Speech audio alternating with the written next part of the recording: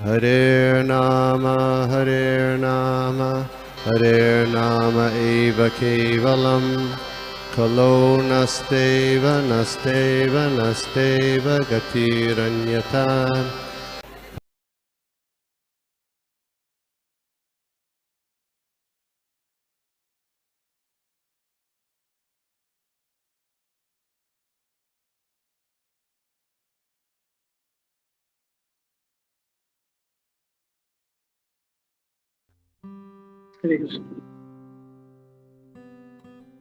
ओम अज्ञानतिमिरन्धस्य ज्ञानाञ्जनशलाकया चक्षुरुन्मिलितं येन तस्मै श्रीगुरवे नमः।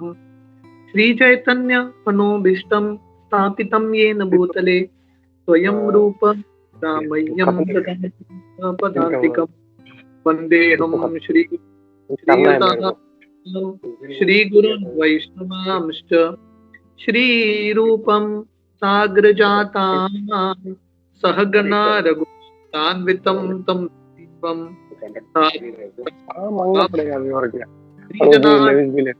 कृष्ण चैतन्य देव श्री राधा कृष्ण पादान् सहगना श्री विशाखान्वितंश्च नमो विष्णुपादाय कृष्ण प्रेष्ठाय भूतले श्रीमते भक्तिवेदांत स्वामी इति नामिने नमस्ते देवे गौरवती प्रचारिणे निर्विशेष शून्यवादी पाश्चात्यदेशतारिणे पंचाकल्पतरुभ्यश्च कृपा सिन्धुभ्येव च पतितानां पावनेभ्यो वैष्णवेभ्यो नमो नमः। जय श्री कृष्ण चैतन्य प्रभु नित्यानंद श्री अद्वैत गदाधर श्रीवासादि गौर भक्तवृंद हरे कृष्णा कृष्णा कृष्णा हरे हरे हरे राम बात। तो गोपी मनोहर प्रभु का बहुत बहुत धन्यवाद। प्रभु जी ने मुझे फिर से यहाँ पे आमंत्रित किया। साधु संघ ऑनलाइन ग्रुप है। तो कल बलराम जयंती का बहुत पुण्य दिन है, पुण्य अवसर है, पुण्य तिथि है। तो उसी के उपलक्ष्य में हम थोड़ा बहुत बलराम जी के महिमा के बारे में चर्चा करेंगे। जैसे भगवान कृष्ण की लीलाएं अनंत हैं, बलराम जी भी एक तरह से कृष्ण से अभिन्न है, कृष्ण के पहले अंश है। तो बलराम जी की भी लीलाएं चरित्र अनंत है। तो हमारे शुद्धिकरण के लिए, हमारे हृदय के प्रसन्नता के लिए, भक्ति में बढ़ावा के लिए हम थोड़ा बहुत बलराम जी के लीलाओं से हम श्रवण करेंगे। नरोत्तम दास ठाकुर उनके गीत में बताते हैं, हेनो निताय बिने बाई राधा कृष्ण पाइते नाई। नित्यानंद प्रभु या बलराम जी के कृपा के बिना भगवान का कृपा प्राप्त करना असंभव है। जो हम गुरु अष्टकम में गाते हैं, यस्य प्रसादात् भगवत प्रसादो यस्य प्रसादात् नगति कुतोपि। अगर गुरु का कृपा नहीं होगा, बलराम जी आदि गुरु है, तो कृष्ण का कृपा प्राप्त करना असंभव। तो बलराम जी का कृपा प्राप्त करना बहुत इंपॉर्टेंट है। जन्माष्टमी में प्रवेश करने से पहले ये बलराम जयंती बहुत अच्छे से बनाना, बलराम जी का कृपा याचना करना बहुत महत्वपूर्ण है। हम शास्त्र में बहुत सारे ऐसे कहानियां देखते हैं सभी भक्तों के, जिनके भी जिंदगी में कृष्ण भगवान आए हैं, भगवान ने दर्शन दिया है। हमेशा पहले उनकी जिंदगी में गुरु आए हैं और गुरु की कृपा से ही उनको कृष्ण मिले हैं। प्रहलाद महाराज के चरित्र में प्रहलाद महाराज नरसिंह देव का दर्शन करते हैं और नरसिंह देव के दर्शन के पहले उनकी जिंदगी में नारद मुनि आते हैं। नारद मुनि कौन है? गुरु तत्व। गुरु की कृपा से ही उनको भगवान का दर्शन होता है। गुरु महाराज का भी वही उदाहरण है। भगवान से मिलने से पहले वो उनकी जिंदगी में नारद मुनि को प्राप्त करते हैं। अगर हम भागवतम में नारद मुनि का जिंदगी पढ़ेंगे, नारद मुनि स्वयं भगवान के महान भक्त कैसे बनते हैं? क्योंकि नारद मुनि उनके पिछले जिंदगी में साधु संतों से मिलते हैं। और ऐसे अनगिनत कथाएं हैं। ये हमको बताने के लिए, ये सिद्धांत हमको समझाने के लिए, जब तक व्यक्ति को बलराम का कृपा नहीं मिलता, नित्यानंद का कृपा नहीं मिलता, कृष्ण का कृपा प्राप्त करना असंभव। हमारे षड गोस्वामी, आप उनके चरित्र पढ़ेंगे, जीव गोस्वामी हो या रूप गोस्वामी हो, सनातन गोस्वामी हो, इन सबको महाप्रभु की प्राप्ति होती है नित्यानंद प्रभु की कृपा से। जब रूप गोस्वामी और सनातन गोस्वामी रामकेली में रहते थे और महाप्रभु बंगाल गए थे जगन्नाथपुरी से और रामकेली पहुंचते हैं, रूप सनातन महाप्रभु से मिलने के लिए आते हैं। तो वर्णन आता है, पहले रूप सनातन नित्यानंद प्रभु के पास जाते हैं और नित्यानंद प्रभु उन दोनों को चैतन्य महाप्रभु के पास लेके जाते हैं। कृष्णदास कविराज गोस्वामी उनके कहानी के बारे में स्वयं वो चैतन्य चरितामृत में लिखते हैं।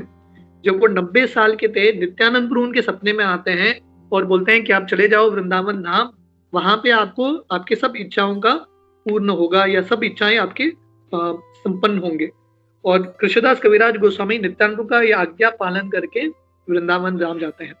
रामायण में हम देखते हैं जब राम और लक्ष्मण, ये वही नित्यानंद वही बलराम जी रामलीला में लक्ष्मण के रूप में आते हैं। जब भगवान राम और लक्ष्मण सीता मैया के कोच में किष्किंधा क्षेत्र पहुंचते हैं और हनुमान जी से मिलते हैं, और हनुमान जी राम और लक्ष्मण को सुग्रीव के पास लेके जाते हैं। सुग्रीव को लग रहा है राम तो मेरे इक्वल है, सुग्रीव भगवान राम के साथ दोस्ती करता है। तो जब भगवान राम से मिलते हैं, सुग्रीव अपने लिए एक आसन रखता है, भगवान राम के लिए एक आसन देता है, पर वो लक्ष्मण को आसन नहीं देता। तो भगवान राम नोट करते हैं और भगवान राम खुश नहीं होते। हालांकि उनका सेवा हुआ है, उनको सम्मान दिया गया है, पर भगवान राम देख रहे हैं कि लक्ष्मण को सम्मान नहीं दिया गया है, तो राम उनको थोड़ा बहुत क्रोध है सुग्रीव के प्रति। इसलिए पहले बार जब सुग्रीव जाके वाली को ललकारते हैं भगवान राम के कहने पे, आओ मेरे साथ युद्ध करो, और वाली बाहर निकलता है, सुग्रीव को इतना मारता है। सुग्रीव भागे भागे भगवान राम के पास आते हैं और भगवान राम को बोलते हैं कि आपको यही करना था तो मुझे बोला क्यों वाली को ललकारने के लिए, मैं जाता ही नहीं था। तो भगवान राम बोलते हैं एक्चुअली ना, मैं आप दोनों के बीच में मुझे फर्क समझ में नहीं आया कि कौन वाली है कौन सुग्रीव है। पर हमारे आचार्य बताते हैं भगवान राम तो हर चीज जानते हैं, पर भगवान राम सुग्रीव को तुरंत कृपा क्यों नहीं देते हैं, क्योंकि उसने लक्ष्मण के प्रति अपराध किया। तो भगवान राम सुग्रीव को बोलते हैं अभी तुम जाओ लक्ष्मण के पास, लक्ष्मण तुमको एक हार पहनाएंगे, उसके बाद मैं समझ जाऊंगा तुम सुग्रीव हो और वो वाली है। तो सुग्रीव जो है लक्ष्मण के पास जाते हैं, लक्ष्मण के सामने झुकते हैं और लक्ष्मण अपना कृपा देते हैं ये हार के रूप में, और वो हार पहन के भगवान राम समझ जाते हैं ये राइट कैंडिडेट है अभी मेरी कृपा के। तो ऐसे शास्त्रों में अनगिनत कहानियां हैं, ये हमको बताने के लिए बलराम जी का कृपा बहुत महत्वपूर्ण है, बहुत इंपॉर्टेंट कंडीशन है कृष्ण का कृपा प्राप्त करने के लिए। तो चैतन्य भागवत में आदि कांड में चैतन्य वृंदावन दास ठाकुर जो हैं, जो चैतन्य भागवत के लेखक हैं, बलराम जी के महिमा के बारे में थोड़ा बहुत समझाते हैं। सहस्र वदन वदन प्रभुर बलराम, यहाँ सहस्र मुखी कृष्ण यशोधाम। तो बलराम जी को प्रणाम करते हैं। बलराम जी का एक स्वरूप है अनंत शेष। बलराम जी उनके अनंत मुख है, और बलराम जी उनके अनंत मुखों से क्या कर रहे हैं, कृष्ण के अनंत लीलाओं का वर्णन कर रहे हैं अनंत सालों से। तो ये बलराम जी का चरित्र है। बलराम जी, बलराम का अर्थ क्या है, बलराम मतलब बल, शक्ति है उनके पास, आध्यात्मिक शक्ति, और राम मतलब आनंद। हम सब कृष्ण भावनामृत आंदोलन में आए हैं, तो हम सबको ये दो चीज की बहुत आवश्यकता है। एक तो माया से लड़ने के लिए शक्ति की जरूरत है, स्पिरिचुअल स्ट्रेंथ, और हम सब भक्ति में आए हैं आनंद प्राप्त करने के लिए, और बलराम जी के पास ये दोनों बहुत बड़े मात्रा में है। तो बलराम जी उनका आनंद कैसे प्राप्त करते हैं, कंटिन्यूअसली उनके हजारों मुख से कृष्ण का गुणगान करते रहते हैं। यहाँ सहस्र मुखे कृष्ण यशोदाम, महारत्न तुई येन महाप्रिय स्थाने, यशोरत्न भंडार श्री अनंत वदने। तो अनंत शेष के सर पे फनों में हीरे भी होते हैं, महारत्न होता है। पर वृंदावन दास ठाकुर बता रहे हैं अनंत शेष का सबसे बड़ा रत्न क्या है, उनके मुख में कंटिन्यूअसली कृष्ण का नाम है, कृष्ण का महिमा है। यशोरत्न भंडार श्री अनंत वदने। तो सबसे बड़ा रत्न क्या है, जब हम हमारे मुख से कंटिन्यूअसली कृष्ण के नामों का उच्चारण करते रहेंगे, कृष्ण कथा का उच्चारण करते रहेंगे, यही सही भंडार है, सही रत्न है। अतएव आगे बलराम स्तवन, करीले से मुके स्फुरे चैतन्य कीर्तन।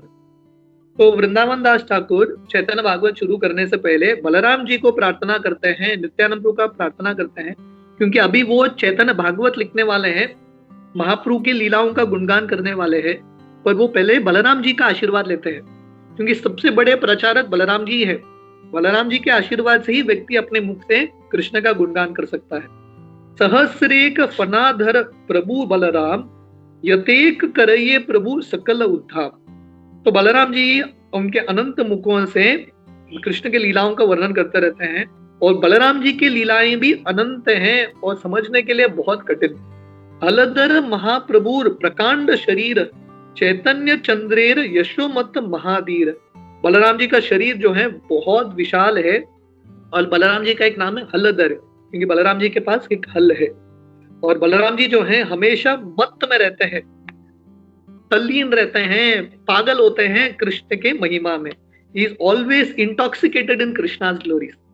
तो बलराम जी हमको ये भी सिखा रहे हैं कि कैसे कृष्ण लीला में, कृष्ण भक्ति में तल्लीन होना, ये पागलपन प्राप्त करना।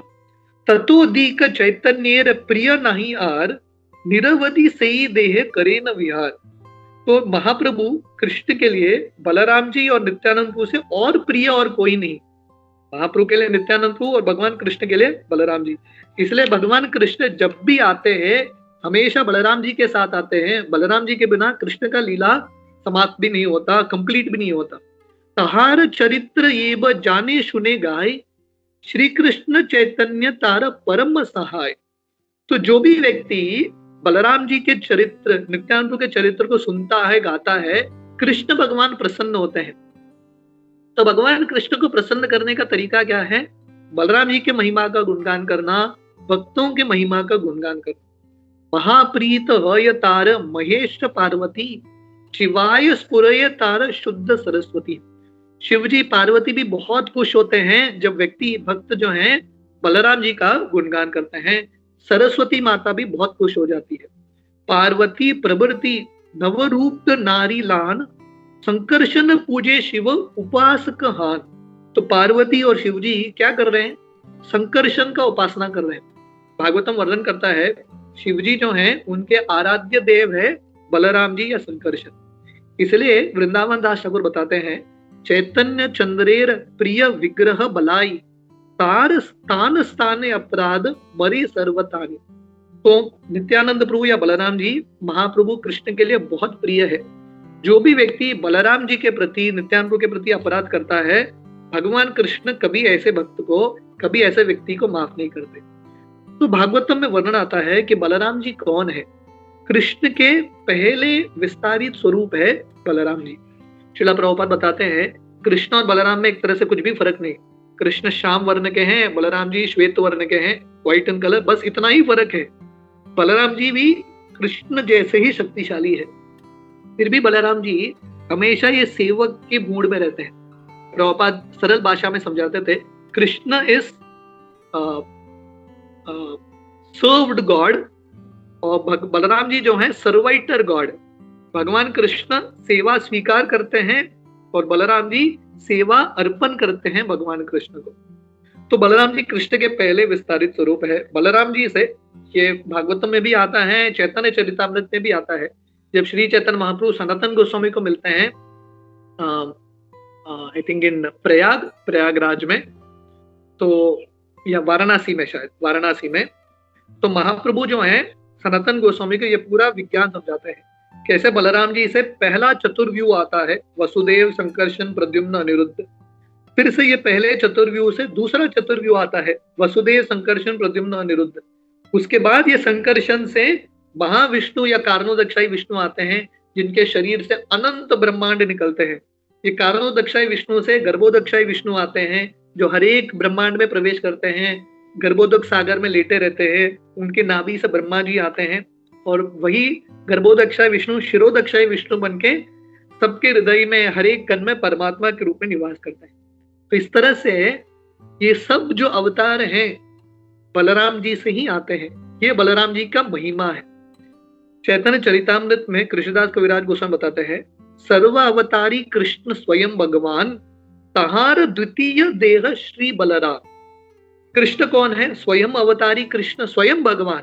कृष्ण पूर्व पुरुषोत्तम भगवान है। बलराम जी उनके पहले एक्सपांशन है, कृष्ण से अभिन्न।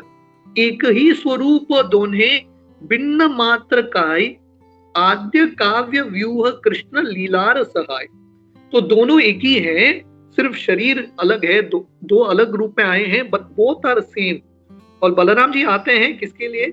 कृष्ण लीलार सहाय। बलराम जी जो हैं कृष्ण लीला में मदद करने के लिए, कृष्ण लीला को आगे बढ़ाने के लिए बलराम जी का यह अवतार होता है।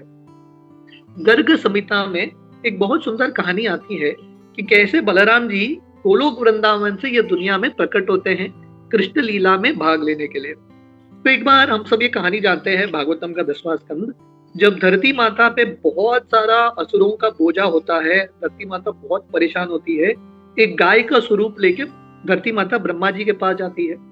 तो वर्णन आता है गर्ग संहिता में, ब्रह्मा जी धरती माता के साथ, शिव जी और विष्णु के साथ गोलोक वृंदावन जाते हैं भगवान कृष्ण के साथ मिलने के लिए, क्योंकि ये बहुत इंपॉर्टेंट कार्य था, ये आउट ऑफ कंट्रोल हो चुका था, इसलिए वो कृष्ण का आश्रय लेने के लिए जाते हैं। और गोलोक वृंदावन जाने के लिए क्या करना पड़ता है, विरजा नदी को क्रॉस करके जाना पड़ता है। विरजा नदी मतलब कारणा सागर। तो ये विरजा नदी के उस पार जाते हैं। वामन देव, जब भगवान का एक अवतार होता है वामन देव का पैर जो है ये ब्रह्मांड के आवरण को पार करके, छेद करके निकलता है, और विरजा नदी या कारणा सागर वामन देव के पैर को धोते हुए गंगा के रूप में प्रकट होता है। तो विरजा नदी जो है एक तरह से वामन देव के, गंगा जो है एक तरह से वामन देव का चरणामृत है। तो ये वामन देव ने ये जो ब्रह्मांड में एक छेद बनाया था, वो छेद से ब्रह्मा जी, विष्णु और सब देवता धरती माता के साथ विरजा नदी के उस पार जाते हैं। और जो विरजा नदी के उस पार पहुंचते हैं वो देखते हैं कि बहुत बड़ा प्रकाश है, अद्भुत प्रकाश, और ये प्रकाश करोड़ों सूर्य की तरह प्रकाश था।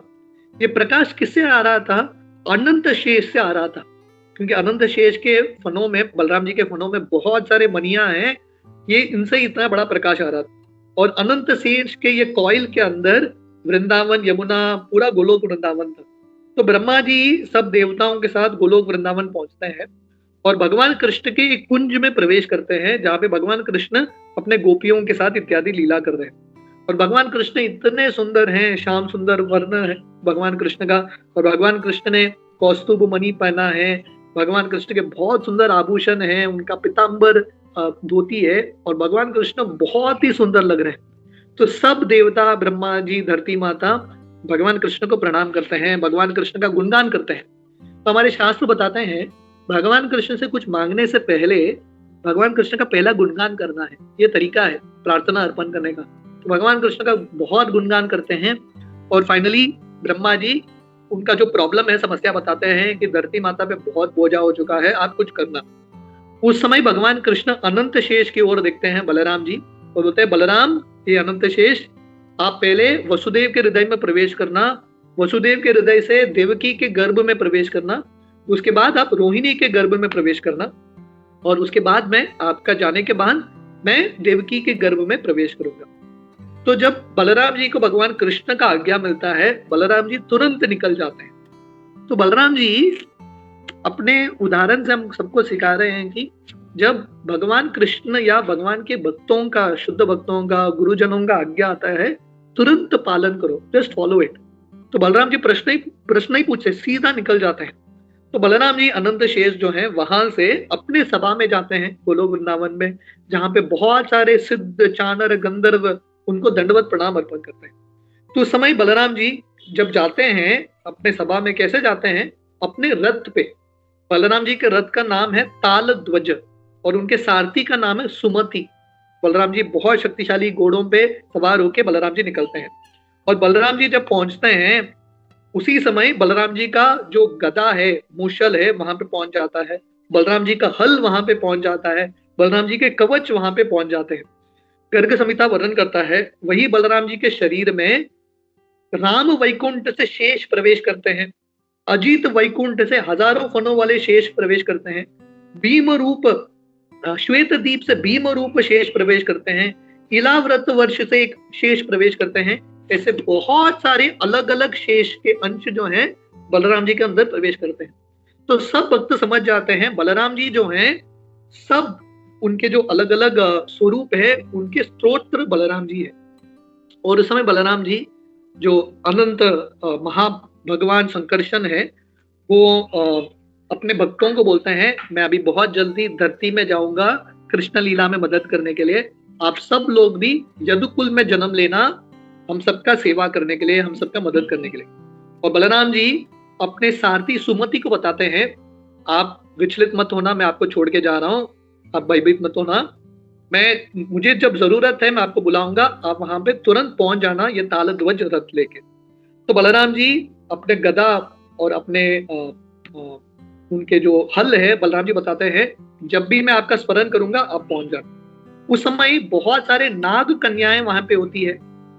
तो बलराम जी उनको बोलते हैं आप चिंता मत करो, आप खुद से विरह का भाव महसूस मत करो, मैं बहुत जल्दी धरती पे जाके लीला करूंगा और आप सब लोग कालिंदी नदी में यमुना के तट पे मिलना और आप सब लोग गोपी बन के आएंगे और मैं आपके साथ रासलीला करूंगा।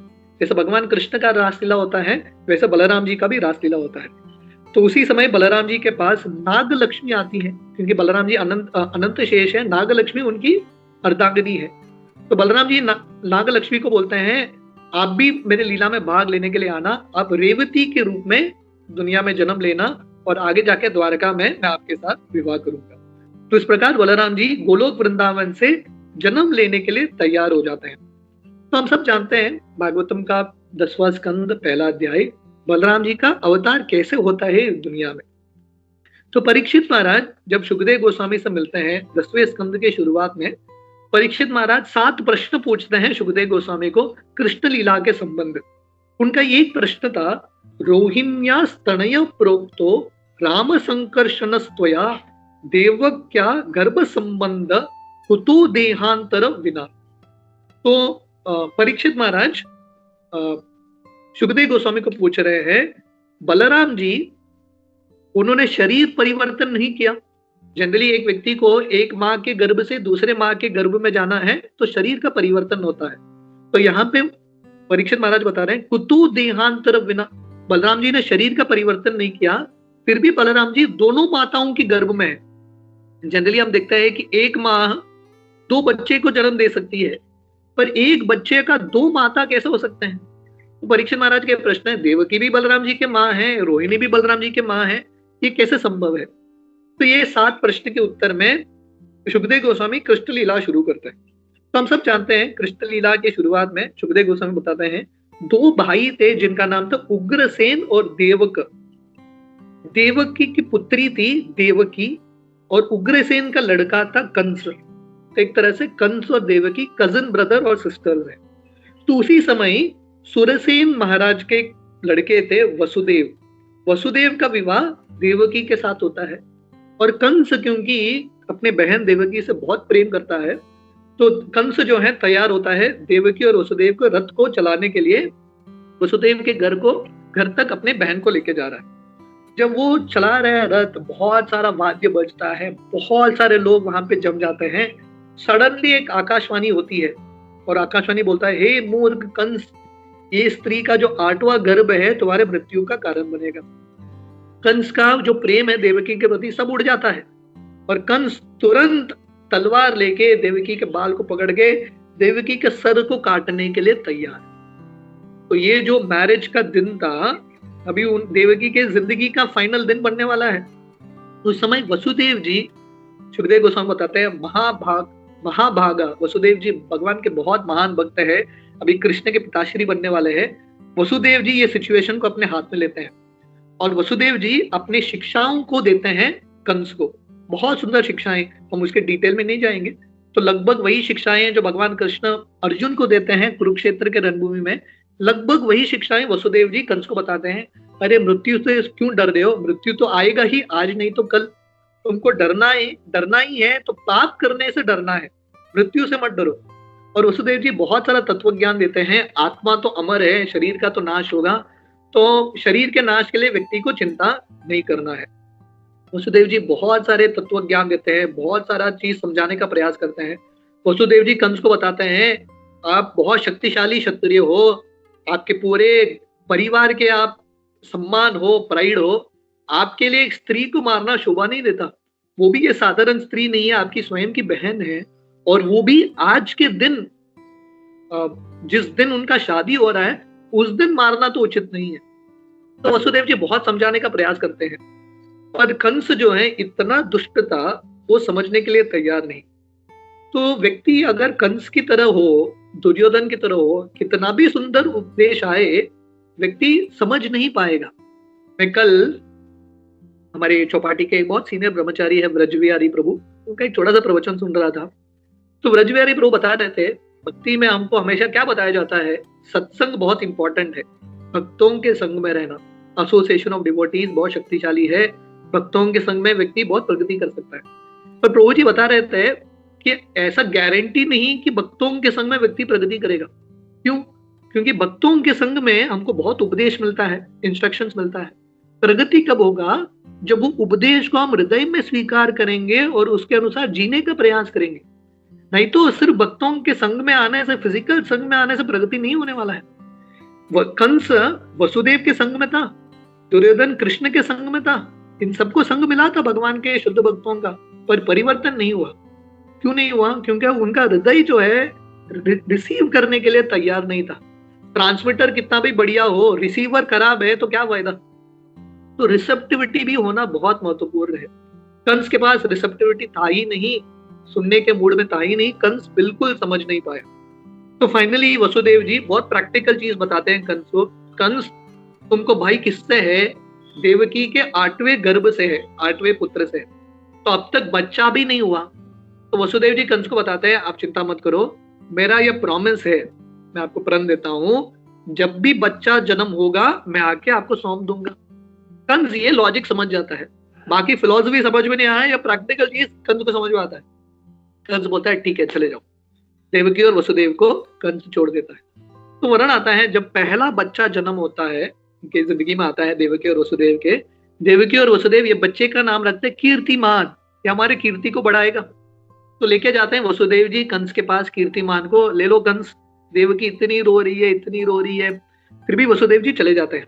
क्योंकि भक्त जो हैं, शुद्ध भक्त वसुदेव जी की तरह कृष्ण को जन्म लेने के लिए, कुछ भी चीज से गुजरने के लिए, सहन करने के लिए तैयार है।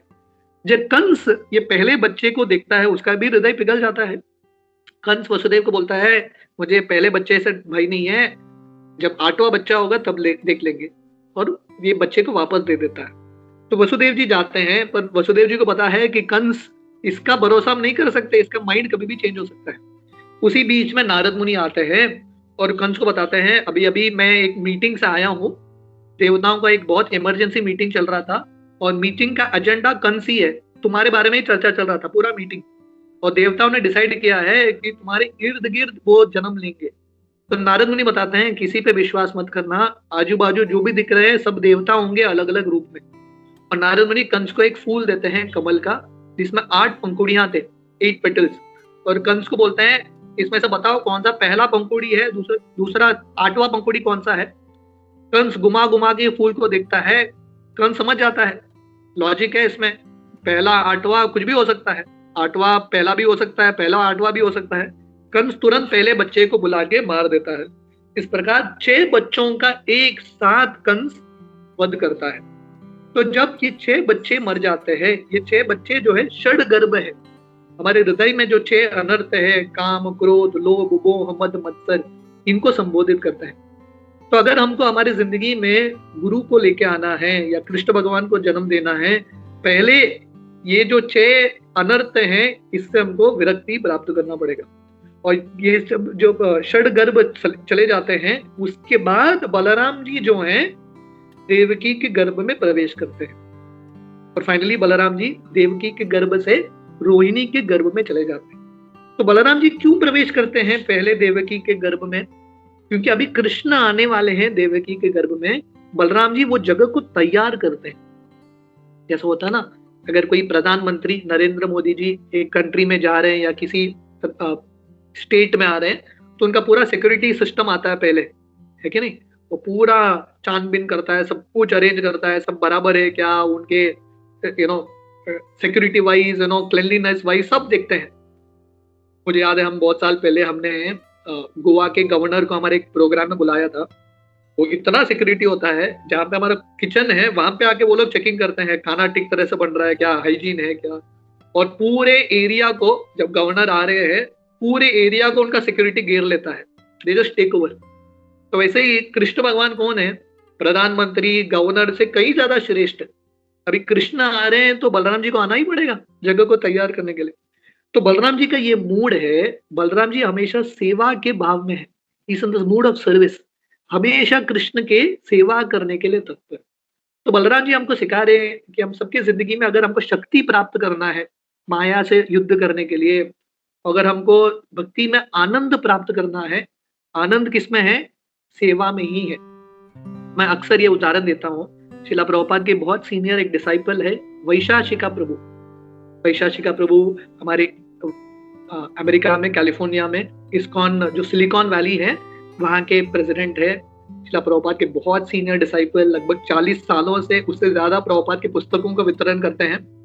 तो वैशाशिका प्रभु बता रहे थे उनके एक पुस्तक में, इतने सालों तक उन्होंने जब भक्ति शुरू किया था, बहुत जवान थे। जब व्यक्ति जवान होता है बहुत सारे अलग अलग प्रलोभन आते हैं, पर वैशाशिका प्रभु बता रहे थे मेरे इतने जिंदगी में अलग अलग प्रलोभन आए, अलग अलग परिस्थितियां आए, ये सब परिस्थिति में से मैं बच सका हूँ क्योंकि मैं हमेशा पुस्तक वितरण करता रहा, क्योंकि हमेशा मैं सेवा करता रहा, मैं अलग अलग कष्ट से मैं बच सका, अलग अलग प्रलोभन से बच सका। तो बलराम जी हमको सिखा रहे हैं अगर हमको माया से बचना है, माया से हमको अगर और शक्तिशाली बनना है, भक्ति में आनंद प्राप्त करना है, आनंद एक ही चीज में है, सेवा में। सेवानंद जो है ब्रह्मानंद से भी श्रेष्ठ एक आनंद है। गुरु जो है, ये और एक चीज हम सीख सकते हैं इससे, गुरु का कार्य क्या है? बलराम जी आदि गुरु है। गुरु का कार्य क्या है? भक्तों के हृदय को तैयार करना ताकि कृष्ण आ सके। जैसे यहाँ पे बलराम जी देवकी के गर्भ को तैयार कर रहे हैं ताकि कृष्ण प्रवेश कर सके। गुरु जो है भक्तों के हृदय को तैयार करते हैं। जैसे अगर कुछ बीज बोना है जमीन में, पहले क्या करना पड़ता है? अगर बीज बहुत बढ़िया है पर अगर जमीन फर्टाइल नहीं है, जमीन पे हल नहीं चलाया है, जमीन को जोता नहीं है, तो वो बीज उगेगा नहीं। तो जमीन को जोतना, हल चलाना बहुत इंपॉर्टेंट है। इसलिए बलराम जी हलधर है, उनके हाथ में हल है। तो बलराम जी क्या करते हैं? अपने हल से भक्तों के, गुरु जो हैं अपने शब्दों से भक्तों के हृदय को शुद्ध करते हैं, प्यूरिफाई करते हैं। गुरु का जो शब्द है हमेशा सुनने के लिए बहुत आनंद नहीं होता, कभी कभी बहुत कठोर भी होता है गुरु का शब्द, पर ये सुनना बहुत इंपॉर्टेंट है। जब उपदेश हमारे हृदय में प्रवेश करेंगे, हमारा हृदय फर्टाइल बनेगा, सॉफ्ट बनेगा। उसके बाद जब भक्ति का बीज गिरेगा, भक्ति का ये लता या भक्ति का ये पौधा उग सकता है। तो गुरु बलराम जी जो हैं हमेशा कृष्ण के सेवा के भाव में रहते हैं, भक्तों के हृदय को तैयार करते हैं ताकि भगवान प्रवेश कर सके। और फाइनली हम जानते हैं बलराम जयंती के दिन, कल के तिथि में बलराम जी का जन्म होता है, और उसके बाद भगवान कृष्ण जन्माष्टमी के दिन भगवान कृष्ण आते हैं। तो भगवान कृष्ण और बलराम जी जन्म लेते हैं। इनफैक्ट बलराम जी जन्म कहाँ लेते हैं? कृष्ण भगवान का जन्म कहाँ पे होता है? मथुरा के कंस के कारागृह में। बलराम जी का जन्म कहाँ पे होता है? वृंदावन में होता है। कृष्ण भगवान मथुरा में जन्म लेते हैं एक तरह से, पर बलराम जी सीधा वृंदावन में ही जन्म लेते हैं, क्योंकि रोहिणी माता उस समय वसुदेव की पत्नी थी, पर रोहिणी माता नंद महाराज के घर में रुक रही थी, तो बलराम जी का वृंदावन में जन्म होता है। कृष्ण भगवान मथुरा में जन्म लेते हैं और भगवान कृष्ण को वसुदेव जी गोकुल लेके जाते हैं। तो जब गोकुल में रहते हैं कृष्ण बलराम, वर्णन आता है एक बार कृष्ण बलराम के नामकरण का लीला कैसा होता है, बलराम जी को ये नाम बलराम कैसा मिलता है। तो एक बार गर्ग मुनि जो वसुदेव जी के कुल गुरु हैं, वो वृंदावन पहुंचते हैं गोकुल। नंद महाराज गर्ग मुनि को देख के इतने खुश हो जाते हैं, क्योंकि ये भक्त हैं, जब किसी और साधु को देखते हैं भक्त बहुत खुश होते हैं। तो नंद महाराज इतने खुश हो जाते हैं, वो गर्ग मुनि को बोलते हैं प्लीज भगवान ने आपको यहाँ पे भेजा है, आप ये मेरे 2 बच्चों का नामकरण कराना। गर्ग मुनि बोलते हैं देखो कंस को पता है मैं वसुदेव का कुल गुरु हूँ, मैं अभी ये 2 बच्चों का नामकरण कराऊंगा, कंस को लगेगा शायद ये वसुदेव के ही बच्चे हैं, इन पे अत्याचार करने के लिए आएगा, मैं कर नहीं सकता। तो ऐसा अपना मन की बात बताते हैं। तो नंद महाराज बोलते हैं आप चिंता मत करो, मुझे तो नामकरण आपके हाथ से ही करना है, आप आए हो स्वयं यहाँ पे चल के। नंद महाराज बोलते हैं ये पब्लिक सेरेमनी नहीं होगा, प्राइवेट सेरेमनी रखेंगे, किसी को नहीं बताएंगे, नो व्हाट्सएप मैसेज, नथिंग। नंद महाराज बोलते हैं कुछ सर्कुलेशन नहीं होगा, प्राइवेट इवेंट। तो कृष्ण बलराम का नामकरण प्राइवेट इवेंट होता है, पब्लिसिटी नहीं होता। और कहाँ पे होता है पता है? गौशाला में। गौशाला में नंद महाराज के गोकुल के गौशाला में कृष्ण बलराम का नामकरण। तो देखिए गाय कृष्ण बलराम के लिए इतने प्रिय है, गौ माता भगवान के लिए इतने प्रिय है। कृष्ण बलराम, कृष्ण का नाम, बलराम का नाम उनको गौ माता के आशीर्वाद से गौशाला में मिलता है। और जब गर्ग मुनि बलराम जी का नाम देते हैं, बलराम जी का नाम कैसे देते हैं? श्री गर्ग उवाच अयम ही रोहिणी पुत्रो रमयन सुरदो गुणै आख्यास्यते राम इति बलादिक्यात् बलम विदु यदुनाम अपृथक भावात संकर्षम उष्णति अपि। बोलते हैं ये बच्चा रोहिणी का पुत्र जो है सबको आनंद देगा, परिवारजनों को, दोस्तों को, उसके अनंत गुण होंगे, श्रद्ध गुणों, सबके मित्र बनेंगे, इसलिए इसका नाम होगा Ram, one who gives pleasure to everyone. तो बलराम जी हम सबको बता रहे हैं, हम सबके जिंदगी का ये एक लक्ष्य होना चाहिए, सब भक्तों को, सब लोगों को आनंद देने का प्रयास करना। भक्ति विनोद ठाकुर उनके गीत में बताते हैं, भगवान मेरे जिंदगी का एक ही भाव है, मैं दूसरों को परेशान नहीं करना चाहता, अपने दुख के बारे में, अपने सुख के बारे में न सोचते हुए मैं दूसरों को सुखी करना चाहता हूँ। तो बलराम जी का ये भाव है, हमेशा ये सेवा के भाव में है। तो गर्ग मुनि बताते हैं बलराम जी का नाम राम होगा because he will give pleasure to everyone. और क्योंकि बलराम जी के पास बहुत शक्ति होगा, शारीरिक शक्ति, आध्यात्मिक शक्ति, इसलिए उनका नाम होगा बल या बलदेव। और क्योंकि बलराम जी दो परिवारों को, वसुदेव का परिवार, नंद महाराज का परिवार एक साथ ला रहे हैं, दो माताओं को, देवकी, रोहिणी, दोनों को साथ में ला रहे हैं, इसलिए उनका नाम होगा Sankarshan. Sankarshan means one who attracts. तो बलराम जी गुरु तत्व का कार्य क्या है? लोगों को एक साथ लाना भगवान के साथ। हनुमान जी वो भी आदि गुरु हैं, तरह से बलराम जी के ही पार्षद हैं। हनुमान जी क्या कर रहे हैं? भगवान राम का संदेश सीता मैया तक पहुंचाते हैं, सीता मैया का संदेश राम तक पहुंचाते हैं और मदद करते हैं राम और सीता को साथ में लाने के लिए। तो बलराम जी आदि गुरु, उनका कार्य क्या है? जीवात्माओं को भगवान कृष्ण के साथ एक साथ लाना, संपर्क बनाना। This is the role of a गुरु।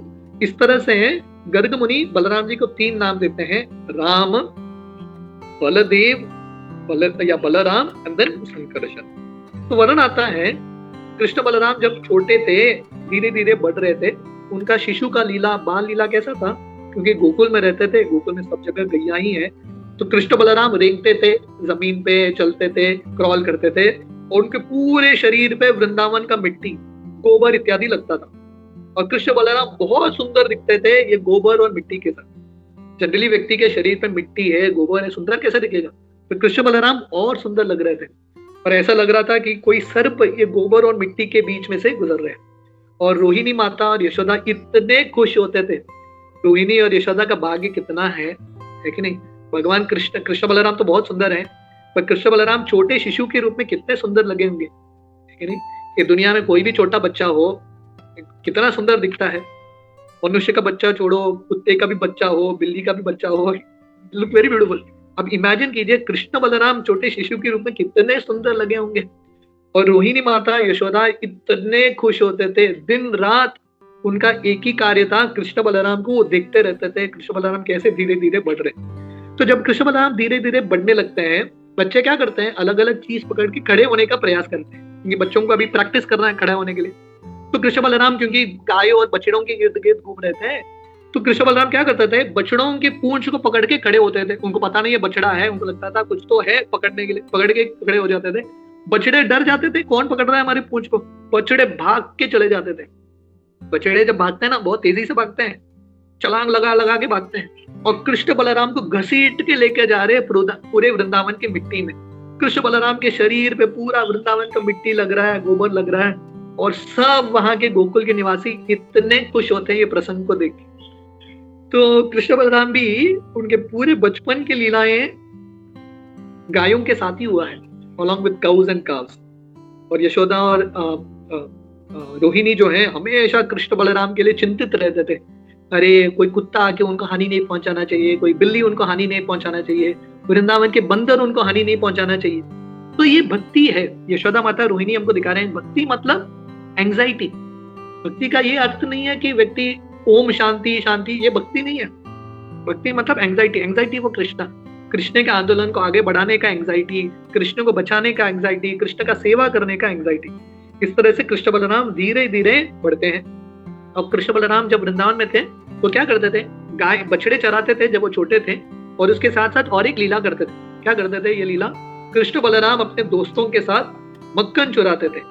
ये कृष्ण बलराम का बहुत फेवरेट लीला है, मक्खन चुराना। अलग अलग गोपियों के घर में जाके मक्खन चुराते थे। हालांकि उनके घर में सब मक्खन है, सब कुछ है, फिर भी मजा आता है दूसरों के घर में चोरी करना। तो एक बार ऐसे जब मक्खन चुरा रहे थे, कृष्ण भगवान पकड़े गए। हम सब जानते हैं दामोदर लीला ना, कृष्ण भगवान को यशोदा माता ने पकड़ लिया और उकल से बांध दिया। उस समय बलराम जी कैसे तो बच गए। तो ये कहानी जो है, ये जो प्रसंग है, वर्णन है, परम पूज्य राधा गोविंद महाराज सुनाते हैं उनकी कथा में। तो जब कृष्ण को बांध दिया, बलराम जी कहीं और दूर थे, जब उनको समझ में आता है कि कृष्ण को किसी ने बांध दिया उकल से, तो बलराम जी को इतना गुस्सा चढ़ता है। बलराम जी वहां पे भागे भागे आते हैं, किसने कृष्ण को बांधा? मैं संकर्षण हूँ, शेषनाग हूँ, मेरे मुख से इतना अग्नि निकल सकता है, मैं पूरे वृंदावन को जला सकता हूँ। किसने ये हिम्मत किया कृष्ण को बांधने के लिए? मैं उसको दंड दूंगा। ऐसा बलराम जी चिल्ला चिल्ला के आते हैं। जब कोई बलराम जी के कान में जाके बोलता है यशोदा ने कृष्ण को बांधा, बलराम जी जो सर्प की तरह गुस्सा था उनका, बलराम जी तुरंत चूहे की तरह हो जाते हैं और बलराम जी का बोलती बंद होता है, कुछ बोल नहीं पा रहे यशोदा का नाम सुन के। और बलराम जी को देख के भगवान कृष्ण भी नाटक करने में बहुत एक्सपर्ट है। बलराम जी को देख के कृष्ण बहुत जोर जोर से रोने लगते हैं, बलराम जी मुझे बचाओ, मुझे बचाओ। कृष्ण का ये रोना देख के फिर से बलराम जी का वो भाव आ गया, संकर्षण का भाव। किसने बांधा कृष्ण को? ये कृष्ण कौन है? ये कृष्ण नारायण है, नरसिम्हा। हम सब लोगों ने महाअवतार नरसिम्हा देखा ना, तो ये महाअवतार नरसिम्हा, वामन, ये सब कृष्ण के अंश हैं, कृष्ण अवतारी हैं। किसने ये किया? तो उसी समय यशोदा वहां पे आ जाती है। यशोदा बलराम जी को बोलती है, तो कृष्ण सब अवतार के स्तोत्र हैं, अवतारी हैं, तुम कौन हो? बलराम जी बोलते हैं, मैं लक्ष्मण, मैं शेषनाग, मैं संकर्षण, मैं ये कर सकता हूँ, वो कर सकता हूँ। यशोदा माता बोलती है, अरे सब अवतारों को मेरे घर में ही जन्म लेना था। यशोदा माता चढ़ी लेती है और बलराम जी को बोलती है, भागो, नहीं तो मैं तुमको भी पीट के ऐसा बांध दूंगी। तो बलराम जी वहां से भाग जाते हैं। तो बलराम जी भागे भागे कृष्ण भगवान के पास आते हैं और कृष्ण को बोलते हैं, देख कृष्ण, मैंने तुमको बोला था ये चोरी का बिजनेस बंद कर, तो मेरा सुनता नहीं है, देख तेरा क्या हालत हुआ है। लेकिन तुमने अपने घर में चोरी किया, इतना ही नहीं, मटका तोड़ा, बहुत कुछ किया। यशोदा माता बहुत गुस्से में आ गई। और कोई होता तो मैं हैंडल करता था, ये यशोदा माता को मुझे हैंडल करना बहुत मुश्किल है।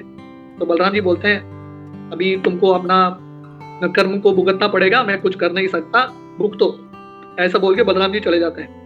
तो बलराम जी भी कृष्ण को देख के रो रहे हैं, कृष्ण भी बलराम जी को देख के रो रहे हैं, और कोई कुछ कर नहीं पा रहा। क्यों? क्योंकि ये यशोदा का प्रेम था। ये कृष्ण बलराम को कंट्रोल करते थे। वर्णन आता है, ये दाम बंधन लीला, उकल बंधन लीला के बाद एक दिन कृष्ण लीला में वर्णन, भागवतम के 10वें स्कंद में वर्णन आता है, कृष्ण बलराम अपने दोस्तों के साथ बहुत खेलते थे। क्योंकि वृंदावन में ना, वृंदावन का जिंदगी इतना अच्छा है, मैं हमेशा भक्तों को बताता हूँ। देखिए ये दुनिया में ना, लोगों को नौकरी करना है, या बच्चे स्कूल में हैं तो पाठशाला जाना है, पढ़ना है, ये दुनिया में बहुत मगजमारी है, बहुत संघर्ष है दुनिया। भगवान कृष्ण के वृंदावन धाम जाएंगे ना, वहां पे आनंद ही आनंद है। वहां पे कुछ नौकरी नहीं है, जाके फिंगरप्रिंट, अटेंडेंस, कुछ नहीं, कृष्ण के साथ मजा करते रहो। तो कृष्ण बलराम अपने दोस्तों के साथ दिन भर खेलते थे। तो दोपहर का समय हो गया, कृष्ण बलराम का खाने का समय। यशोदा माता रोहिणी को बोलती है, अरे जाके बुला के लाओ कृष्ण बलराम को। तो रोहिणी माता जाती है, कृष्ण बलराम को बुलाने का प्रयास करती है। कृष्ण बलराम सुनते नहीं, माँ का सुनते नहीं, क्योंकि बच्चों के साथ उनका संग हो गया अभी। तो फाइनली रोहिणी माता वापस आती है और यशोदा को बोलती है, तुम ही जाओ। तो वर्णन आता है, रोहिणी बलराम जी की माँ है, पर यशोदा रोहिणी से भी बलराम जी को ज्यादा प्रेम करती थी। यशोदा का बहुत प्रेम था बलराम जी के प्रति। तो यशोदा जब जाती है कृष्ण बलराम को बुलाने के लिए, उनके स्तनों से दूध निकलने लगता है और वो कृष्ण बलराम को बुलाती है, हे बलराम, तुम जल्दी आ जाओ घर, अभी खाने का समय हो चुका है, तुम हमारे परिवार के सबसे श्रेष्ठ हो, तुम्हारा कर्तव्य है कृष्ण को समझाना, है कि नहीं? बाद में तुम खेल सकते हो, अभी दोपहर का समय है, पिताश्री नंद महाराज लुके हैं, अब सब लोग आना, बच्चों को भी घर भेज देना। तो यशोदा माता इतने प्रेम से कृष्ण बलराम को बुलाती है, कृष्ण बलराम तुरंत भागे भागे आते हैं। और यशोदा रोहिणी कृष्ण बलराम को स्वयं अपने हाथों से खिलाते हैं, कृष्ण बलराम का स्नान कराते हैं, कृष्ण बलराम को अच्छा वस्त्र पहनाते हैं। तो एक बार बलराम जी के जन्मदिन में एक लीला होती है, बलराम जयंती के दिन। कौन सा लीला? अगासुर का वध का लीला। जब भगवान कृष्ण 5 साल के थे, अगासुर का वध होता है। और उस दिन जनरली हर कृष्ण लीला में, जब भगवान कृष्ण ने असुरों का वध किया था, हर बार बलराम जी वहां पे उपस्थित होते हैं। ये एक असुर के वध के समय बलराम जी उपस्थित नहीं थे। क्यों उपस्थित नहीं थे? क्योंकि उनका जन्मदिन था, बलराम जयंती था, तो रोहिणी और यशोदा ने बलराम जी को घर में रुका दिया ताकि वो ब्राह्मणों को दान दे सके, गायों का सेवा कर सके। बलराम जी नहीं पहुंचे। तो हम सब जानते हैं अगासुर बहुत बड़े सर्प अजगर के रूप में आया था और कृष्ण भगवान प्रवेश करके अगासुर का वध करते हैं। तो उसी दिन जो है, जब ब्रह्मा जी ये पूरे प्रसंग को देखते हैं आसमान से, तो ब्रह्मा जी जो है कृष्ण के सब बछड़ों को, कृष्ण के सब दोस्तों को चुरा के ब्रह्मलोक चले जाते हैं। तो कृष्ण भगवान सोच रहे थे अभी क्या करें, व्हाट टू डू नाउ। दोस्त भी नहीं है, गाय भी नहीं है, क्या बछड़े भी नहीं है, क्या करें, कैसे जाएं वृंदावन। तो कृष्ण भगवान जो है एग्जैक्टली जितने बछड़े थे, जितने उनके दोस्त थे, उन्हीं का स्वरूप लेते हैं। और भगवान कृष्ण इन सब के साथ, कृष्ण ही है, इतने सारे कृष्ण एक साथ अलग अलग रूप में वृंदावन के अंदर प्रवेश करते हैं। 1 साल तक ये लीला चलती है। बलराम जी को समझ में भी नहीं आया ये लीला हुई है। ये एक लीला भगवान कृष्ण ने बलराम जी को भी नहीं बताया। तो वर्णन आता है, छठा साल होने के एक 5 दिन पहले ये प्रसंग होती है। गोवर्धन में जो ग्वाल बाल है, गायों को चरा रहे गोवर्धन के ऊपर, और नीचे ग्वाल बाल के जो बच्चे हैं, कृष्ण भगवान के जो दोस्त हैं, बछड़ों को चरा रहे हैं गोवर्धन के नीचे। तो क्या होता है, जब गाय ऊपर से अपने बछड़ों को देखते हैं, भागे भागे आते हैं ऊपर से। ग्वाल बाल जो है गायों को कंट्रोल करने का प्रयास करें, कंट्रोल नहीं कर पा रहे, गाय भागे भागे आते हैं। तो ग्वाल बाल को इतना गुस्सा आता है, वो जब आते हैं गायों पे थोड़ा बहुत गुस्सा दिखाने के लिए, गायों को वापस लेके जाने के लिए, उस समय जब ग्वाल बाल अपने बच्चों को देखते हैं, उनके हृदय में भी प्रेम उभर के आता है, बच्चों के सर को सूंघने लगते हैं, इतना प्रेम का आदान प्रदान होता है। और बलराम जी ये पूरे प्रसंग को देख रहे थे और बलराम जी सोच रहे थे इतना प्रेम तो मैंने कभी देखा नहीं। और बलराम जी सोच रहे थे ये कुछ तो एक मायावी चीज चल रहा है यहाँ पे। तो बलराम जी कृष्ण से पूछते हैं क्या हो रहा है, व्हाट इज हैपनिंग। तो भगवान कृष्ण बताते हैं ये सब जो है, ये सब बछड़े और ये सब दोस्त जो हैं, मैं ही हूँ, मेरे ही अंश हैं। और कृष्ण भगवान समझाते हैं कि कैसे ब्रह्मा जी ने ये पूरा लीला किया है। तो this is the 6th year, 6ठे साल के कंप्लीशन में। और उसके बाद भगवान कृष्ण जो है, जब वो 6 साल के होते हैं, थोड़े दिन बाद उनका पौगंड लीला शुरू होती है। पौगंड लीला में भगवान कृष्ण खासकर गोपाष्टमी के दिन कृष्ण बलराम को गाय दिए जाते हैं चराने के लिए। तब कृष्ण बलराम, मैं अभी थोड़ा बहुत अलग अलग भगवान कृष्ण के और बलराम जी के वृंदावन लीलाओं के बारे में आपको सुनाऊंगा। जब कृष्ण बलराम वन में जाते हैं गायों को चराते हुए जंगल में, उस समय ये लीला आती है, ये प्रसंग, कैसे भगवान कृष्ण बलराम जी का गुणगान करते हैं। स्वयं अपने मुख से कृष्ण बलराम जी का गुणगान करते हैं। देखिए बलराम जी का महिमा इतना है, भगवान कृष्ण भी बलराम जी का गुणगान करते हैं। कैसे करते हैं? हे मेरे प्रिय भाई, आप सबसे श्रेष्ठ हो, आपके चरण को देवता भी पूजते हैं। इतना ही नहीं, वृंदावन के जितने भी वृक्ष हैं, देखिए सब लोग झुके हुए हैं, क्योंकि सब वृक्ष जो हैं आपके चरण को छूना चाहते हैं। देखिए भगवान कृष्ण इतने नम्र हैं, अपने भक्तों का गुणगान करने के लिए भगवान कृष्ण पीछे हटते नहीं है। भगवान कृष्ण बोल रहे हैं ये मेरे लिए नहीं झुक रहे हैं, आपके लिए झुक रहे हैं। तो भगवान कृष्ण बोलते हैं ये सब जो वृक्ष हैं, उन्होंने बहुत भक्ति किया होगा, बहुत आध्यात्मिक जिंदगी में प्रगति किया होगा, इसलिए उनको और आगे बढ़ने के लिए आपकी कृपा की आवश्यकता है। हे बलराम जी, देखिए आपके इर्द गिर्द ये मधुमक्खियां घूम रहे हैं, ये सब लोग अपने बजिंग आवाज में आपका गुणगान कर रहे हैं। ऐसा लग रहा है कि वो आपके बहुत महान भक्त हैं, आपके संग को छोड़ के जाना ही नहीं चाहते। भगवान कृष्ण बोलते हैं देखो ये सब मोर नाच रहे हैं आपके प्रसन्नता के लिए, और हिरन जो है आपके पीछे पीछे भाग रहे हैं, ऐसा लग रहा है कि आपकी गोपियां हैं आपसे इतना प्रेम कर रहे हैं। और भगवान कृष्ण बोलते हैं वृंदावन के सब सदस्य आपका स्वागत करते हैं, स्वागत कर रहे हैं, क्योंकि आप इतने महान हो, आपके चरण का सेवा करना हम सबका कर्तव्य है। इस तरह से भगवान कृष्ण बलराम जी का गुणगान करते हैं। तो वर्णन आता है भगवान कृष्ण और बलराम जी जब ऐसे गाय चरा रहे हैं अपने दोस्तों के साथ, बलराम जी थक जाते हैं। तो बलराम जी क्या करते हैं, अपना सर एक गोप के गोद में रख के बलराम जी सो जाते हैं। देखिए कृष्ण बलराम जब वृंदावन में थे, उनका बिस्तर नहीं था, जब गाय चराने के लिए जाते थे जमीन पे ही सो जाते थे। तो वृंदावन का धूली, वृंदावन का मिट्टी इतना महान है, कृष्ण बलराम का रज है उसमें, उनका चरण है। भगवान कृष्ण ऐसे ही आराम से सो जाते थे वृंदावन की मिट्टियों में।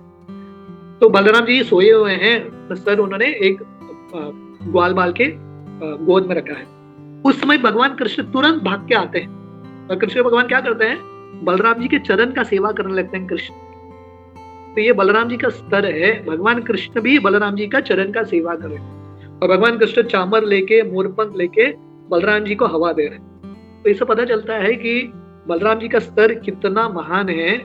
भगवान कृष्ण भी अपने उदाहरण से सिखा रहे हैं कि बलराम जी का आराधना करना, उनका कृपा प्राप्त करना, उनका प्रार्थना याचना करना बहुत इंपॉर्टेंट है। तो उसी समय कृष्ण लीला में वर्णन आता है, कृष्ण भगवान के सब मित्र श्री दामा, सुबल, सब लोग आते हैं कृष्ण बलराम के पास और बोलते हैं, हे राम, हे कृष्ण, हम सब भूखे हैं और पास में ही ताल वन है, वहां से सुगंध आ रहा है ताल फलों का, इतना सुगंधित फल है, हमको बहुत भूख लग रहा है, आप प्लीज हमारे भूख को मिटाइए। आपने अलग अलग असुरों को मारा है, भूख भी एक असुर है, ये असुर को भी मारिए, हमको भी भूख लग रहा है। कृष्ण बलराम बोलते हैं, ठीक है चलो। तो हमारे आचार्य बताते हैं, ये सब गोपगण कृष्ण बलराम को क्यों बोलते हैं हम भूखे हैं, आप हमारा सेवा करो? क्योंकि वो चाहते हैं कि कृष्ण बलराम को ये फल प्राप्त हो। अगर वो कृष्ण बलराम को बोलेंगे कि आप जाके खाओ, वो नहीं करेंगे, अपने ऊपर लेंगे कि हमको भूख लग रहा है, तो कृष्ण बलराम डेफिनेटली करेंगे। तो वहां पे एक असुर था, ये असुर का नाम क्या था, धेनुकासुर। ये तालवन की रक्षा करता था। ये धेनुकासुर, इसकी कहानी आती है, धेनुकासुर जो था वो एक्चुअली पिछले जिंदगी में बलि महाराज का लड़का था। धेनुकासुर, उसका नाम था सहसिक। तो ये सहसिक को, ये धेनुकासुर का शरीर कैसे मिलता है, एक बार सहसिक बलि महाराज का लड़का कहीं मंदारा पर्वत में, गंधमादन पर्वत में एक अप्सरा, तिलोत्तमा अप्सरा के साथ वो अपना विहार कर रहा था, संभोग कर रहा था, पर उसको पता नहीं था पास में दुर्वासा मुनि तपस्या कर रहे हैं। अभी दुर्वासा मुनि के साथ कोई पंगा लेगा तो रिएक्शन तो सॉलिड आएगा। तो दुर्वासा मुनि पास में तपस्या कर रहे थे, इनको पता ही नहीं, तल्लीन हो गए, अपने धुन में है, एंजॉय कर रहे हैं ये लोग। तो दुर्वासा मुनि सहसिक को श्राप देते हैं, तुम पशु की भांति हो, गधे के भांति हो, तुम गधा बन जाओ, यू बिकम एन एस। तो सहसिका दुर्वासा मुनि के चरण पे गिरते हैं, प्लीज आप मुझे माफ करना, मुझ पे कृपा करना। तो दुर्वासा मुनि बोलते हैं, आपको तो गधा बनना ही पड़ेगा, पर आप गधा कहाँ पे बनोगे, आप वृंदावन में बनोगे। भाग्यशाली है, वृंदावन में जो भी प्राणी है वेरी वेरी स्पेशल। मैं एक महीने पहले मैं वृंदावन में गया था, हम बरसाना परिक्रमा कर रहे थे। जब हम बरसाना परिक्रमा कर रहे थे ना, चल के वी वर वॉकिंग, एक व्यक्ति थे, एक भक्त जो दंडवत परिक्रमा कर रहे थे। जैसे गोवर्धन में दंडवत परिक्रमा होता है ना, बरसाना में भी दंडवत परिक्रमा होता है हर जगह पे। एक कुत्ता था जो इनके साथ चल रहा था। तो वहां के ब्रजवासी हमको बता रहे थे, ये कुत्ता जो भी व्यक्ति दंडवत परिक्रमा करता है ना, उनके साथ चलता रहता है। और ये कुत्ता, उसका पैर टूटा हुआ था, लंगड़ा लंगड़ा के चल रहा है, लिम्प करके चल रहा है। बहुत सारे अलग अलग कुत्ते इसके ऊपर भौंक रहे, पर ये कुछ बोलता नहीं, शांत होके चल रहा है। रोज जितने भी लोग दंडवत परिक्रमा करते हैं, उतने बार इनके साथ चलता है। ही वॉक्स सिक्योरिटी गार्ड की तरह दिन रात चलता रहता है। बहुत बार उसने बरसाना की परिक्रमा की। मैं क्यों बता रहा हूँ, क्योंकि वृंदावन धाम में जन्म लेना किसी भी रूप में बहुत बड़ा भाग्य होता है, साधारण लोग पहुंच नहीं पाते। तो दुर्वासा मुनि ने कृपा करके सहसिका को श्राप दिया कि तुम वृंदावन धाम में धेनुकासुर बन जाओगे। और सहसिका जब कृपा मांगता है, बोलते हैं भगवान कृष्ण जब आएंगे, भगवान कृष्ण तुम्हारा उद्धार करेंगे। तो ये सहसिका धेनुकासुर बन जाता है। और वर्णन आता है शास्त्रों में, 4 लाख साल वो वृंदावन में था। कितने साल? 4 लाख साल। तो कृष्ण का कृपा प्राप्त कर रहे हैं, थोड़ा परीक्षा या क्या बोलते हैं, धैर्यता की जरूरत है। No you have to wait, प्रतीक्षा की जरूरत है। तो 4 लाख साल वहां पे खड़ा था और ये कंस के तालवन का रक्षा कर रहा था। He was taking care taker. पर केयर टेकर था वो, पर उसको लग रहा था ये तालवन मेरा ही है। तो ये धेनुकासुर का मेंटालिटी हम सबके हृदय में है कि नहीं? हम केयर टेकर है, हमारा कुछ है क्या दुनिया में? इसी चीज पे हम बोल सकते हैं कि ये मेरा है, कुछ भी चीज मेरा नहीं है। हम केयर टेकर हैं, पर हमको लगता है कि हम ही ओनर है। ओनर कौन है? कृष्ण। भोक्ताराम यज्ञ तपसाम सर्वलोक महेश्वर, सबके महेश्वर कृष्ण है, पर हमको लगता है वी आर दी ओनर। तो धेनुकासुर क्योंकि गधा था, ये गधे का मेंटालिटी था, उसको लगता है ये तालवन मेरा है, कोई प्रवेश नहीं कर सकता। बलराम जी जाते हैं, धेनुकासुर की अहंकार को बलराम जी चुनौती देते हैं। तो गुरु का कर्तव्य क्या है? गुरु का कर्तव्य है हमारे मन में, हमारे बुद्धि में जो धेनुकासुर मेंटालिटी है, जो अज्ञान है, उसको दूर कराना। जैसे भागवतम के पहले स्कंद में विदुर जी आते हैं, ऐसे ही धेनुकासुर का मेंटालिटी धृतराष्ट्र के अंदर था। धृतराष्ट्र को लग रहा था सब मेरा है, वो राष्ट्र छोड़ के जाने के लिए तैयार नहीं।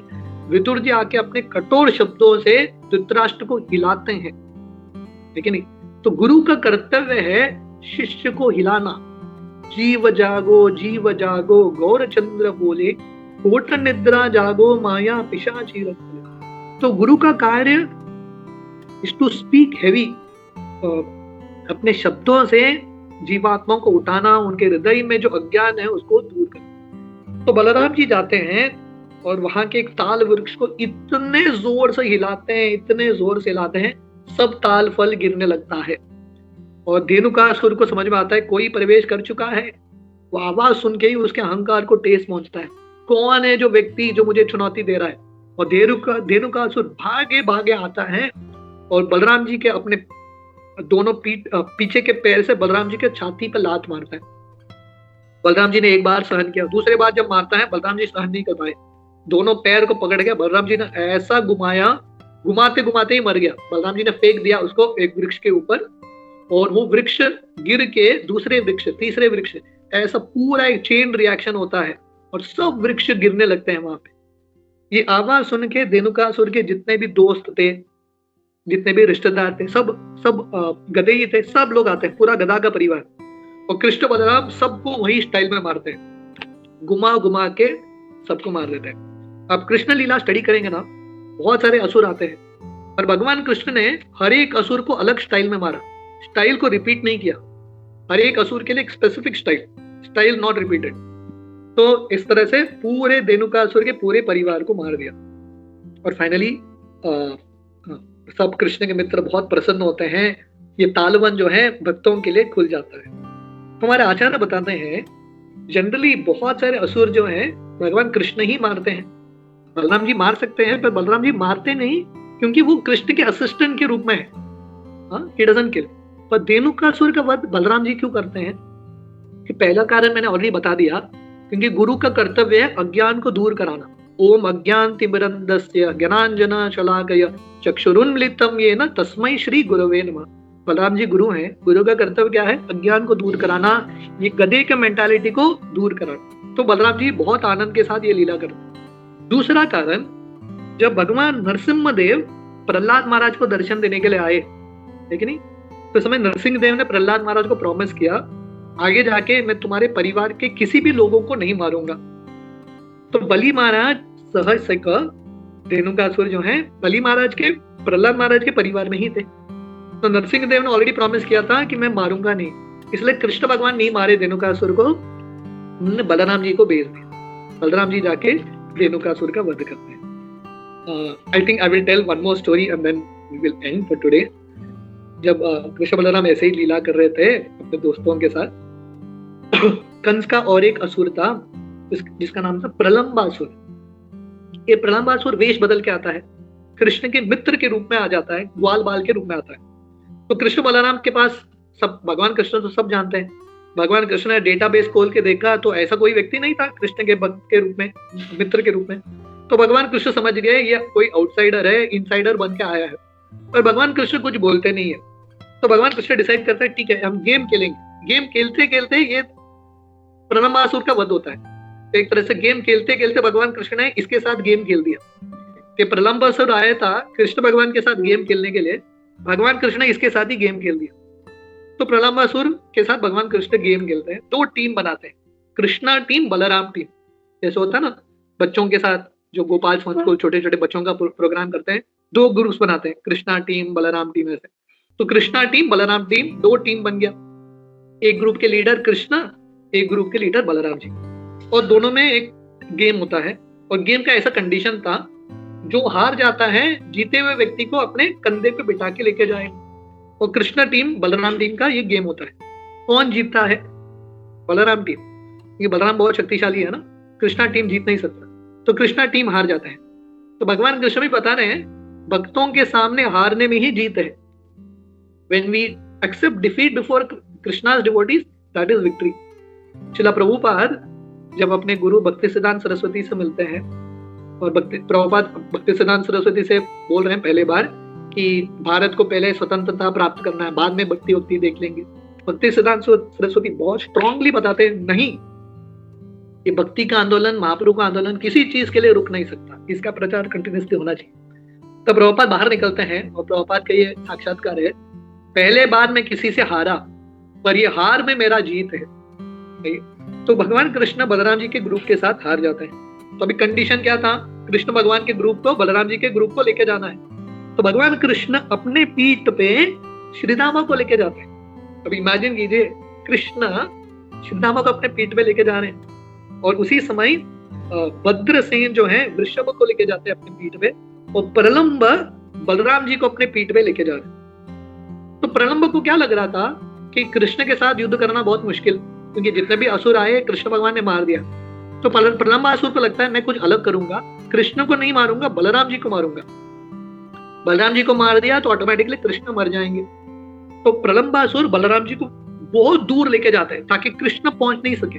उसको लगता है कि बलराम जी को मैं इजिली हैंडल करूंगा, कृष्ण नहीं आने चाहिए, तो कृष्ण से दूर लेके जाता है। तो ये जो पूरा लीला है कहाँ पे होती है पता है? भांडीर वन, एक बहुत बड़ा वट वृक्ष है, अभी भी है वट वृक्ष, पर उस समय बहुत बड़ा मीलों मील एक वट वृक्ष था। तो भांडीर वन में ये लीला होती है। तो प्रलंबासुर बलराम को लेके भागते हैं, और बलराम जी सोच रहे थे ये क्या हो रहा है, ये तो मुझे कहीं और लेके जा रहा है। तो बलराम जी अपना साइज वेट बढ़ाते हैं, मेरू पर्वत की तरह बलराम जी का वेट हो जाता है। प्रलंबासुर अपना असली रूप ले लेता है। जैसे हमने देखा कंस जो है अपना असली रूप लेके देवकी को मारने के लिए तैयार है कि नहीं, तो वैसे प्रलंबासुर उसने भक्त का रूप लिया, पर ये रूप मेंटेन नहीं कर पाया, उसका असली रूप असुर का रूप आ गया बाहर, इतना विशाल रूप। और बलराम जी इतने छोटे इसके कंधे के ऊपर बैठे हैं। तो बलराम जी थोड़े डर जाते हैं, थोड़े विचलित होते हैं। हमारे आचार्य बताते हैं बलराम जी ऐसा डर क्यों जाते हैं? इसका दो कारण है। पहला, बलराम जी को लगता है अरे ये तो कृष्ण का मित्र था, कृष्ण ने इसको मित्र के रूप में स्वीकार किया, अभी मैं इसको कैसे मारूं?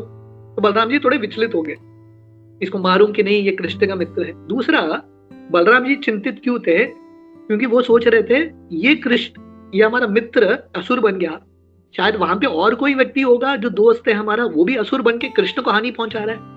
तो बलराम जी चिंतित थे अपने लिए नहीं, कृष्ण के लिए। कृष्ण को कुछ हो तो नहीं रहा है उसके बारे में सोचे। तो ये यशोदा माता बलराम जी का ये भाव है, हमेशा कृष्ण के बारे में चिंता। This is real love. प्रेम का अर्थ क्या है?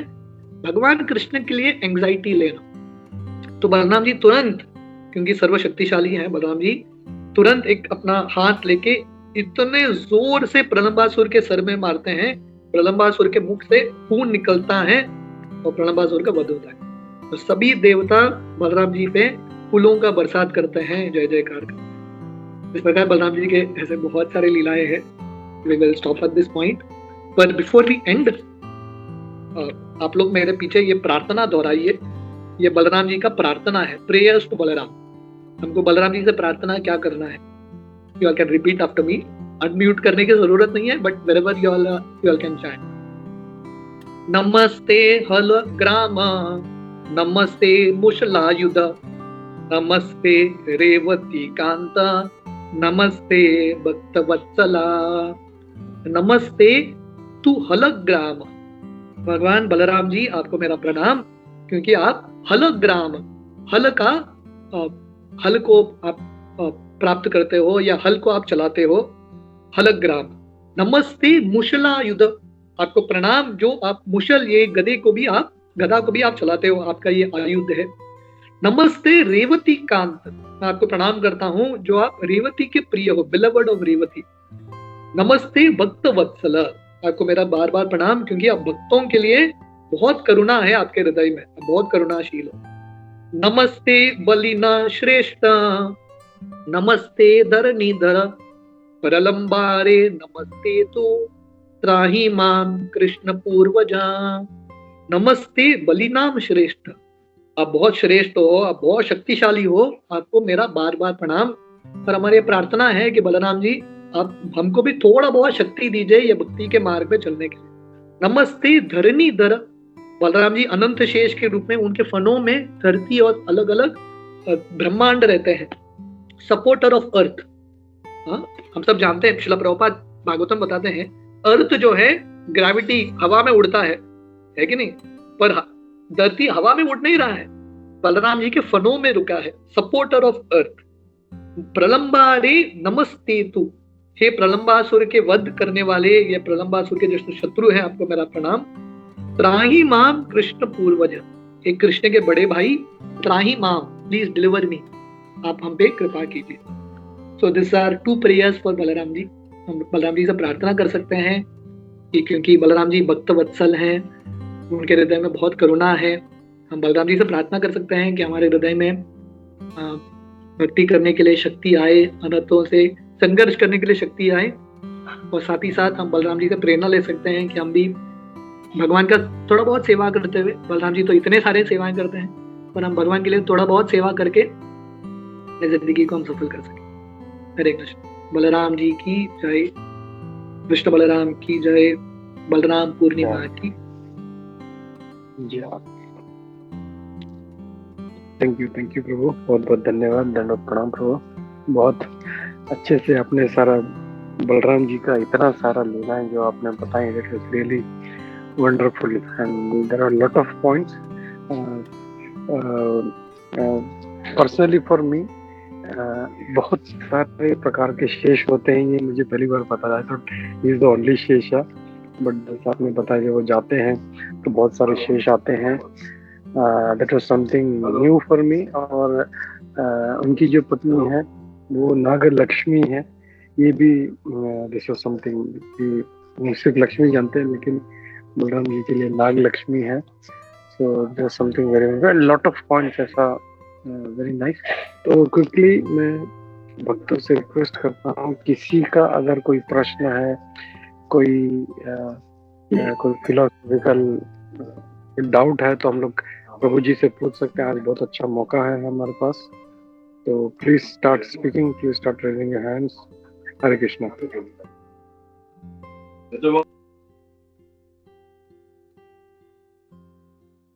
यस माता जी। Hare Krishna, Prabhuji. Thank you very much for an excellent class. So many things to learn about philosophically and also the pastimes. Very interesting class, Prabhuji. I just had a request. Apne jo prayers you were saying on Balram ji, where can we find the prayers? Is it possible to I'll take this picture snapshot, मैं प्रभु जी को भेज दूंगा, गोपी मनोहर प्रभु, he can share it with you. Thank you so much. And also the source. Sure. And the source also, where we can find the prayer. Honestly, even I don't know the source. Actually, I'm telling you, I'm reading from this is Balaram ji's book. आप लोगों ने ये book देखा है? नहीं प्रभु जी, actually first time I'm seeing. This is even I'm seeing first time actually. This is made by Bhakti Purushottam Maharaj. Bhakti Purushottam Maharaj is Jayapataka Maharaj, very senior disciple. महाराज जी का ये expertise है कि बहुत सारे विषय पे वो बहुत सुंदर कंपाइलेशंस करते हैं, राधा रानी के ऊपर, नित्यानंद के ऊपर। Is done lot of beautiful compilation. तो महाराज जी का ये लेटेस्ट कंपाइलेशन है Balram, right? So whatever I am speaking is in this book. So we are all followers of Srila Prabhupada. हम जस्ट रीड करते हैं और रिपीट करते हैं as it is. But yeah, so these 2 prayers are from this book only. Anyone knows the source of these prayers? I don't know from which Puran it is, from where it is. It's not mentioned here. Hare Krishna. I don't know the source, but it is on that KK songs, no? I found KK it on KK songs. It could be Balaram Panchang or something. Even I don't know the source. We have to find out the source. It is said that this song, this prayer was originally chanted by Lord Brahma in the original scripture. Perfect. Thank you for that. It's it. Yeah. Hare Krishna. Thank you, Prabhuji. Hare Krishna. Hare Krishna. Hare Krishna. Thank you. और किसी का doubt नहीं है तो just wanted to just recap like ना, जैसे प्रभु जी ने बहुत एक अच्छा और एक पॉइंट कहा कि नॉर्मली लोग सोचते हैं भक्ति मतलब जो शांति हो जाना चाहिए एकदम हो शांति लेकिन ऐसा नहीं है। Bhakti means there is always anxiety. इसके लिए हम लोग देखते हैं कभी भक्त लोग very senior personalities there very so much in anxiety और लोग उनको देख के परेशान हो रहे हैं, तो इतने बड़े भक्त हैं तो कैसे एंजाइटी कैसे हो सकता है। But that anxiety is for Krishna और वही सच्ची भक्ति है कि how to serve Krishna, how to serve devotees. तो दैट इज रियल भक्ति।